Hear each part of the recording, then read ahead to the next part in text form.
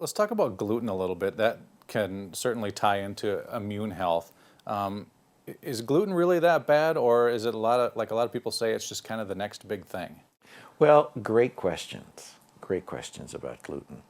So there was, a doctor was asking that very thing, and it's like, well, are people in the big gluten thing now? I mean, is this a real thing, or is it that people are just more aware of it now? So it's not that it's any more prevalent than it used to be.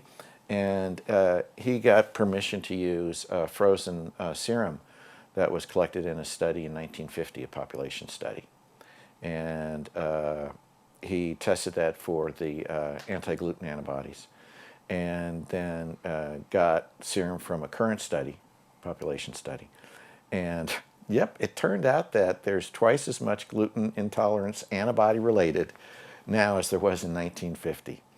And I believe a large part of that is due to this toxic burden that we all carry. As I mentioned, there are a number of chemicals that now have been documented in the medical literature with causing this imbalance. And oh, surprise, they're the same toxins that the CDC has now documented to be ubiquitous in the population. So we are all getting more and more burdened, and the rate of allergies is really going up, and autoimmunity, and gluten is also an autoimmune disorder because you have inflammation attacking and you actually get antibodies against your own tissues. So I think they're very, very tied together. I don't think this is just a coincidence that it's showing up now as it is. From what you've seen, what can going gluten-free do, whether you're very sensitive to it or not? I mean, can that drastically improve people's health? I'd say for most people, yes. If you're going gluten-free, you're automatically off of wheat. And wheat, sugar, and dairy have been the three most common reacting foods. By that I mean foods that people eat regularly. They love and crave. They eat it every day. They can't conceive of life without wheat, sugar, or dairy. Oh my God. What do I do for pizza? But I've been practicing, since the early 1980s. I started practicing in 1982. And so many people's chronic health complaints, from fatigue to asthma, joint aches, brain fog, hay fever, sinus problems, lack of energy, all these things, I would find that if I could identify what foods their body was reacting to, and they were always the favorite foods, get them to stop eating them, they'd feel dramatically better. Now, you might be familiar with Dr. Peter Diadamo's book, Eat Right for Your Type.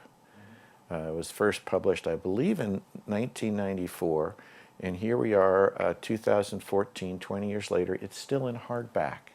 It has not gone to paperback yet. That's the sales of it. It's now translated into, I think, 50 some odd different languages. And what Dr. Diadamo shows in the blood type is he shows, okay, A, B, O, the blood types, and says what foods, are not compatible with it. Well, wheat isn't compatible with any of them. And he's got a worldwide following because people followed his diet and got off the foods and felt immensely better. Now, for a while, he had a system on his website that you could go and fill out, what blood type you were and what your results were. And I was reading those, a decade or so ago. Peter let me read them. Peter and I went to school together.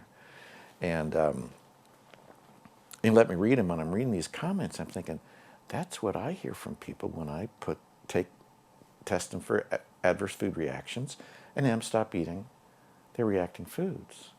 So, I mean, Peter's been doing this for decades now, and people all over the world feel better. When I would test individuals in my practice, especially kids that were brought in for chronic illness, and I'd find they're allergic to wheat, I'd tell mom, everybody in the house goes off wheat, not just your child, because you can't have everybody else in the house eating wheat and not let the kid have it. There's hell to pay if that's going on. And sure enough, Mom would come back and report, everybody in the family's feeling better.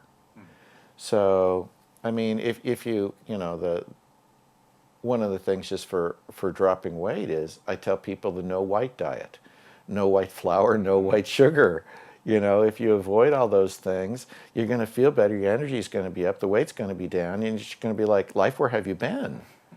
So to answer the question of would it be helpful for everybody, I have to say yes. And I'm actually thrilled with the amount of gluten-free items that are out there, because it used to be, oh gosh, back in the 80s and early 90s, when I'm working with these people to get off of wheat, it was so hard to do. Now it's just go gluten-free. They can go to the grocery store, there's a gluten-free section. They can go to restaurants, they have gluten-free menus. Domino's has a gluten-free pizza, for crying out loud. So it makes it so much easier for people now.